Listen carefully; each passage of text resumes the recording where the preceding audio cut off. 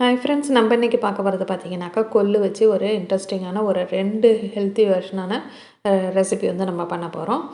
அதுக்கு வந்து கொள்ளை வந்து தேவையான அளவுக்கு நல்லா ஒரு பெரிய டம்ளரால் 1 டம்ளர் அளவு எடுத்துகிட்டு அதை ஒரு 4 மணி நேரம் நல்லா ஊற வச்சு 2, 3 வாரம் நல்லா தண்ணி ஊற்றி களைஞ்சிட்டு ஒரு நல்ல தண்ணி சேர்த்து ஒரு 4 மணி நேரம் நல்லா ஊற வச்சுருங்க. இப்போ ஊறின பிறகு இது போல் இருக்கும். இப்போ ஊறி இருக்க அந்த கொள்ளை வந்து மிக்ஸி ஜாருக்கு மாற்றிட்டு அதோட பார்த்தீங்கன்னாக்கா இஞ்சி, கருவேப்பிலை வந்து 2 கொத்து அளவுக்கு, பூண்டு கொஞ்சம், சோம்பு கொஞ்சம் சேர்த்துட்டு காரத்துக்கு 2 பச்சை மிளகா சேர்த்து தண்ணி எதுவும் சேர்க்காம கொரகொரப்பாக அரைச்சிடலாம்.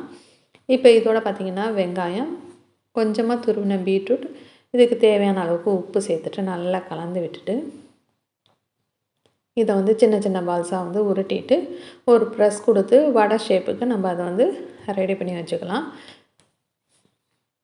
இது போல் ரெடி பண்ணி வச்சுட்டா நமக்கு செய்கிறதுக்கு வந்து சுலபமாக இருக்கும். இப்போ நம்ம ரெடி பண்ணி வச்சுருந்த இந்த வடைகளை எல்லாத்தையும் வந்து நம்ம இட்லி பாத்திரத்தில் நம்ம நார்மலாக இட்லி வேக வைக்கிறதுக்கு தண்ணி வைப்போம்ல, அது போல் தண்ணி வச்சுட்டு இட்லி தட்டில் மேலே வச்சுட்டு ஒரு 7 நிமிஷம் போல் இதை மூடி வச்சு மிதமான தணல்லே வச்சு நல்லா வேக வச்சுங்க. இப்போ நீங்கள் குழந்தைங்களுக்கெல்லாம் கொடுக்குறதுக்கு பார்த்தீங்கன்னாக்கா நம்ம ரெடி பண்ணி வச்சுருக்க அந்த மிக்சியில் போட்டு அரைச்சோம் இல்லைங்களா, அந்த கொள்ளை வந்து நீங்கள் இந்த போல் ரவுண்ட் ஷேப்பில் தட்டிட்டு நேரடியாகவே நீங்கள் எண்ணெயை சூடு பண்ணிவிட்டு இதில் போட்டு வடையாட்டாக நீங்கள் பொரித்து கொடுத்தீங்க அப்படின்னு சொன்னாக்கா நல்லா கிறிஸ்பியாக இருக்கும். குழந்தைங்களுக்கு வந்து ரொம்ப வந்து விரும்பி சாப்பிடுவாங்க. நல்லா க்ரன்ச்சினஸ்ஸாக இருக்கிறதுனால அவங்களுக்கு ரொம்ப என்ஜாய் பண்ணி நல்லா சாப்பிடுவாங்க. இப்போ வந்து நம்ம வடை வந்து நமக்கு ரெடி ஆகிடுச்சு. இதே நம்ம ஹெல்த்தி வெர்ஷனாக பண்ணக்கூடிய அந்த கொள்ளு ரெசிபி வந்து இப்போ வெந்து ரெடியாக இருக்குது. இப்போ வந்து நான் இட்லி பாத்திரத்தை வந்து ஸ்டவ் ஆஃப் பண்ணிட்டேன்.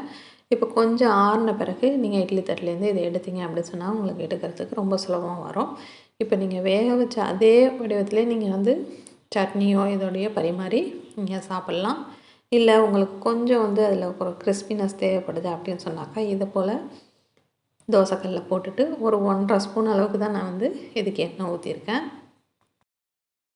நம்ம சேர்த்துருக்கக்கூடிய இந்த எண்ணெயை வந்து இதுக்கு போதுமானது. இதையும் வந்து மிதமான தணலில் வச்சுட்டு 2 பக்கமும் நல்லா திருப்பி போட்டு நல்லா ஒரு கொஞ்சம் வந்து கிறிஸ்பி ஆகிற அளவுக்கு அதை வந்து திருப்பி போட்டு மிதமான தணல்லே வச்சு பரட்டி போட்டிங்க அப்படின்னு சொன்னாக்கா மேலே வந்து ஒரு க்ரன்ச்சினஸ்ஸாக இருக்கும். உள்ளே வந்து நம்ம இட்லி பாத்திரத்தில் வேக வச்சதுனால நல்ல ஒரு சாஃப்டாகவும் அந்த கொள்ளோட வாசனையோடு சாப்பிட்றதுக்கு ரொம்பவே வந்து டேஸ்ட்டாக இருக்கும்.